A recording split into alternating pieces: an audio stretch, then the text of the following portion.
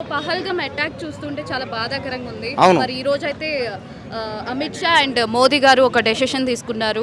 అక్కడ ఆపేశారు, వీసా- మొత్తం ఆపేశారు. ట్రాన్స్పోర్టింగ్, రవాణా, అక్కడికెక్కడ పోవడం, వ్యాపారాలు మొత్తం ఆపేశారు. నీళ్లు మొత్తం ఆగిపోయినంతే. ఇంకా ఇంకా ఈ దేశానికి పాకిస్తాన్కి సంబంధం లేదంతే.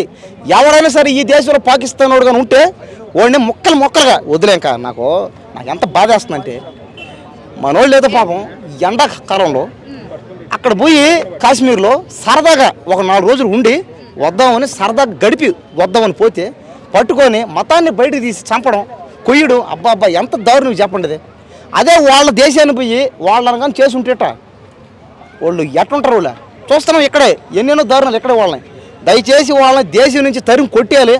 ఇంకా ఆ దేశానికి మనకి సంబంధం లేదు అసలు. అంతంత దేనికి అసలు మన దేశంలో ఒక్క స్టేట్ చాలు వాళ్ళకి. ఒక్క స్టేట్ కానీ పోయి పడిందండి చాలు అంతే, దెబ్బ మొత్తం క్లియర్ అయిపోద్ది.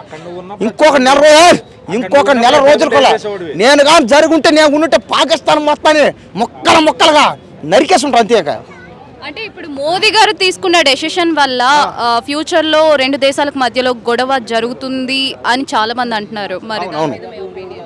కరెక్టే మంచిదే. ఇప్పుడు మనం ఎంత సైలెంట్గా ఉన్నా, మనం ఎన్ని చేసినా వాళ్ళు మాత్రం అటాక్ చేస్తూనే ఉంటారు. వాళ్ళు ఆపరోళ్ళు, వాళ్ళు చేస్తూనే ఉంటారు అంతే. వాళ్ళు మనం సైలెంట్గా ఉండాల్సింది అంతే. ఇప్పుడు మనం వాళ్ళ సైలెంట్గా ఉంటే ఏమవుతుంది, ఇది వరకు బార్డర్లు అయింది.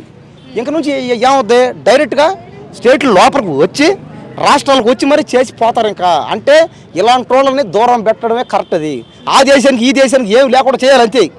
వాళ్ళని రానికూడదు అంతే. ఇక్కడ వాళ్ళకి సంబంధించిన వాళ్ళు ఎవరైనా ఎక్కడ ఉంటే వాళ్ళని కూడా ఎన్కౌంటర్ చేయాలి. వాళ్ళతో ఎవరైనా సత్సంబంధాలు ఉంటే ఆపేయాలి అంతే. ఆపేయి. అలాంటి వాడు ఉండడం ప్రమాదమే. ఎవడని రానే, ఎవడో రమణ, ఎవరైతే నాకే నా దేశం ఇది నా దేశం, ఈ భూమి మాది. ఈ దేశంలో ఉన్న ప్రతి ఒక్కరూ అడగండి, ఎక్కడ కనబడితే అక్కడ అడగండి నీది ఏ దేశంలో అని. నా దేశం అని చెప్పాలి ఎవరైనా. Okay, జై హింద్. జై హింద్, జై బోలో భారత్ మాతాకి జై.